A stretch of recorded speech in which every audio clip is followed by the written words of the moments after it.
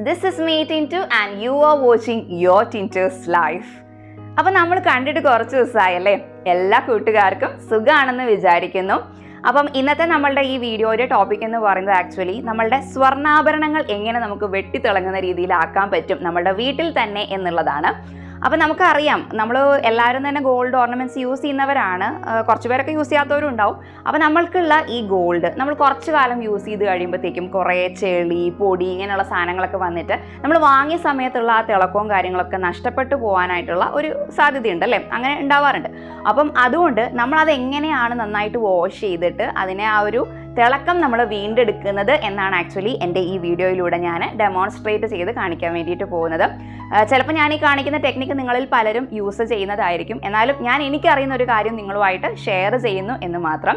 അപ്പോൾ എല്ലാവരും ഇതൊന്ന് കണ്ടു നോക്കുക കേട്ടോ.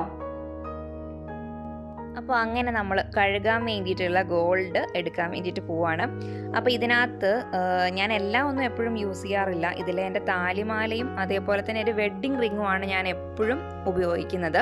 ബാക്കിയുള്ള ഗോൾഡ് ഒക്കെ ഞാൻ സത്യം പറഞ്ഞിട്ടുണ്ടെങ്കിൽ പുറത്ത് പോകുന്ന സമയത്തൊക്കെ യൂസ് ചെയ്യാറുള്ളൂ. അതുകൊണ്ട് തന്നെ നിങ്ങൾക്ക് നോക്കിയാൽ കാണാൻ പറ്റും അതിനൊരു ഷൈനിങ് ഓൾറെഡി ഉണ്ട്.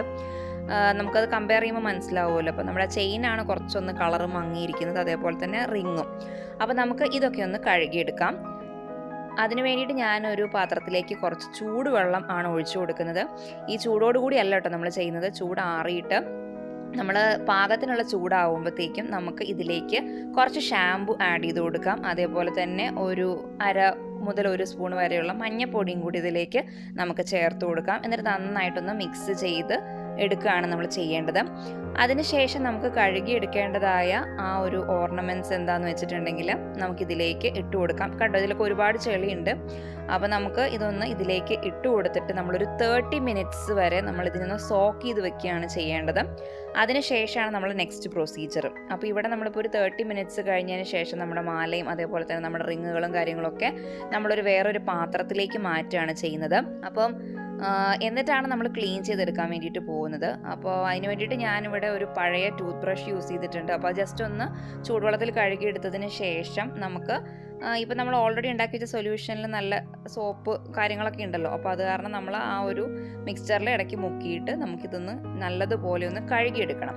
അപ്പോൾ നമ്മുടെ ചെയിനൊക്കെ നല്ലപോലെ വെച്ചിട്ട് നമ്മളൊന്ന് നന്നായിട്ട് കഴുകിയെടുക്കാം. ഇപ്പം നമുക്ക് ടൂത്ത് ബ്രഷ് പിള്ളേർ ഉപയോഗിക്കുന്ന കുഞ്ഞ് പിള്ളേരുടെ ടൂത്ത് ബ്രഷ് ഉണ്ടെങ്കിൽ അതാണ് കുറച്ചുകൂടെ നല്ലത്. കാരണം ഒരുപാട് ഹാർഡായിട്ടുള്ള ബ്രഷ് യൂസ് ചെയ്യുന്നേക്കാളും നമ്മൾ സോഫ്റ്റ് ആയിട്ടുള്ള ബ്രഷ് യൂസ് ചെയ്യുന്നതാണ് നല്ലത്. അല്ലെങ്കിൽ നമ്മുടെ ഗോൾഡൊക്കെ പോറിപ്പോവും. അതേപോലെ നമ്മൾ സ്റ്റോണുള്ള ഒക്കെ കഴുകുമ്പോഴത്തേക്കും കുറച്ചൊന്ന് കെയർ ചെയ്യണം, അല്ലെങ്കിൽ നമ്മുടെ ആ കല്ലൊക്കെ അതിന് ചിലപ്പം പോരാനുള്ള സാധ്യതയുണ്ട്. അപ്പോൾ അതുകൊണ്ട് ഒരുപാട് ഹാർഡായിട്ട് ചെയ്യരുത്.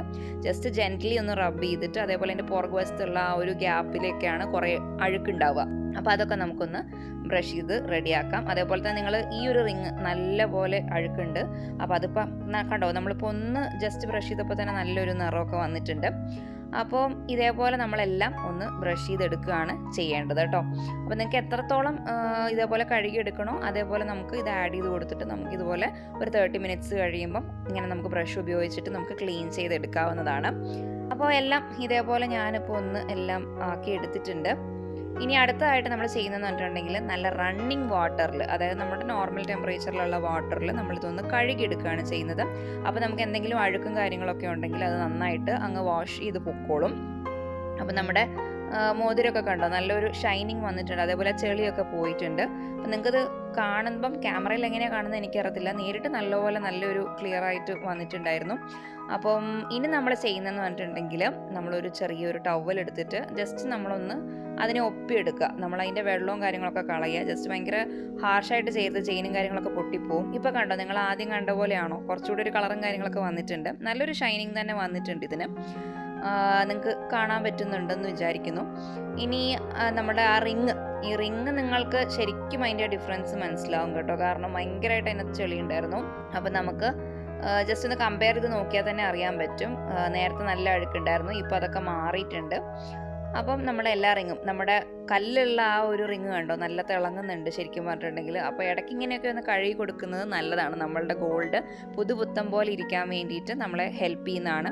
പിന്നെ ശ്രദ്ധിക്കേണ്ട കാര്യം എന്ന് പറഞ്ഞിട്ടുണ്ടെങ്കിൽ നമ്മൾ ആ വെള്ളം ചൂടാക്കി ഒഴിക്കുമ്പം ഭയങ്കര വെട്ടിത്തിളയ്ക്കുന്ന ആ ചൂടുവെള്ളത്തിലേക്ക് നമ്മൾ ഇടരുത്. കുറച്ചൊന്ന് ഒരു ലൂക്ക് വാമും അല്ല അതേപോലെ ഹോട്ടും അല്ലാത്ത രീതിയിലുള്ള അതിനിടയ്ക്ക് വെച്ച് നമുക്കിത് ആഡ് ചെയ്ത് കൊടുക്കാം. അപ്പം നിങ്ങളെല്ലാവർക്കും ഇത് ഇഷ്ടമായി എന്ന് വിചാരിക്കുന്നു.